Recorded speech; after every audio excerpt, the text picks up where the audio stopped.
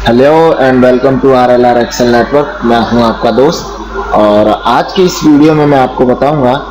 कि एक्सेल के अंदर सेल क्या होता है और सेल के थ्रू हम क्या क्या कर सकते हैं, सेल को आइडेंटिफाई कैसे करते हैं और भी बहुत सारी चीज़ें मैं आपको इस वीडियो के अंदर बताऊंगा। तो बेसिकली सेल का मतलब होता है कि एक्सेल के अंदर ऐसी कोई भी लोकेशन जहां पर मैं जो चाहूँ वो एंटर कर सकूँ। जैसे अगर मैं किसी का नाम लिखना चाहूँ, फॉर एग्जांपल के लिए तरुण, या कोई भी अगर मैं नाम लिखना चाहता हूँ, कोई भी अल्फाबेट लिखना चाहता हूँ, कोई नंबर लिखना चाहता हूँ, तो जहां पर भी ये डेटा मैं इंसर्ट करता हूँ उस पोर्शन को बोलते हैं सेल।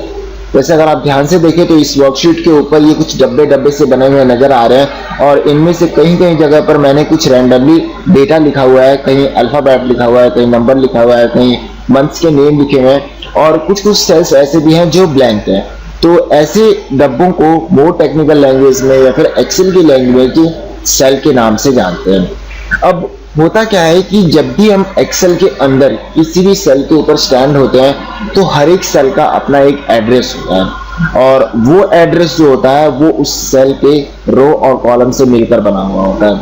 अब कभी भी अगर हमें पहचानना हो कि किसी भी सेल का क्या एड्रेस है तो उसको पहचानने के लिए हम क्या करेंगे, किसी भी सेल के ऊपर क्लिक करेंगे और जैसे हम किसी भी सेल के ऊपर क्लिक करेंगे तो उसका जो रो और कॉलम नंबर है वो ऑटोमेटिकली हाईलाइट हो जाएगा। जैसे अगर मैं इस सेल के ऊपर मैंने क्लिक कर रखा है तो इसका जो कॉलम नंबर है E और इसका जो रो नंबर है 9 वो ऑटोमेटिकली हाईलाइटेड है, जिससे हम आइडेंटिफाई कर सकते हैं कि ये जो सेल मैंने सिलेक्ट कर रखा है वो E9 के अंदर इंसर्टेड है। इसके अलावा और भी एक तरीका है कि जैसे मैं किसी सेल को सिलेक्ट करता हूं तो यहाँ पर लेफ्ट साइड के कॉर्नर में एक एड्रेस बार बना हुआ नजर आता है जहां पर मैं देख सकता हूं कि जिस भी सेल को मैंने सिलेक्ट कर रखा है उसका एड्रेस क्या है। अब फाइनली ये क्वेश्चन उठता है कि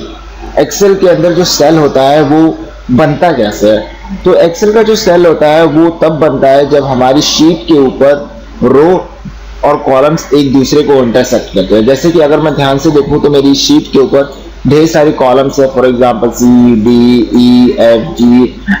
और ठीक उसी तरीके से इस शीट के ऊपर ढेर सारे रो हैं, फॉर एग्जांपल के लिए 2, 3, 4, 5, 6।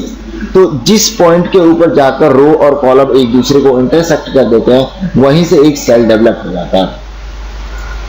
और अगर किसी शीट के अंदर हमें यह आइडेंटिफाई करना हो कि इस पूरी की पूरी वर्कशीट के अंदर टोटल कितने नंबर ऑफ रो हैं और टोटल कितने नंबर ऑफ कॉलम्स हैं, तो उसके लिए हम क्या करेंगे,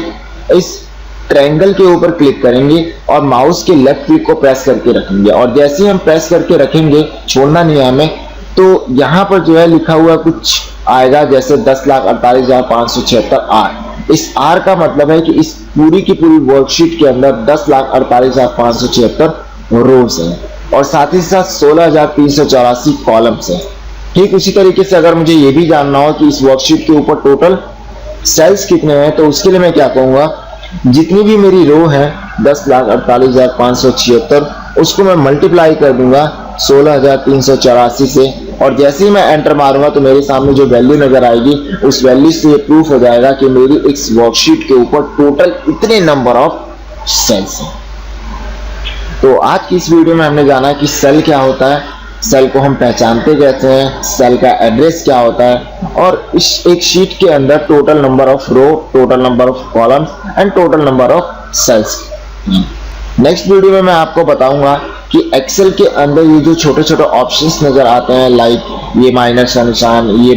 कट का निशान और भी बहुत सारी ये जो सिंबल्स हैं उनको किन किन नाम से जाना जाता है। और तब तक के लिए